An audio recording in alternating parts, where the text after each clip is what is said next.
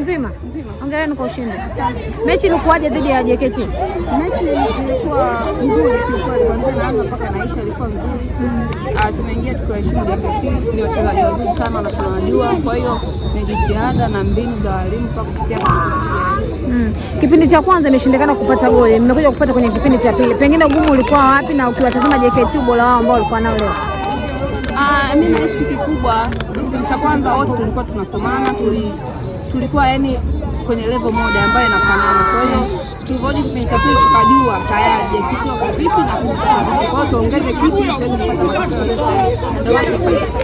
Kupata pointi 3 mbele ya JKT ilikuwa rahisi pengine kwenu? Sio rahisi, sio rahisi kwa sababu sio wabaya, ni wazuri na kwa wajua. Yes. Sema ile tumeingia tuheshimu. Maana mpaka kufikia hapa tulipofikia. Sawa, shukrani sana. Thank you.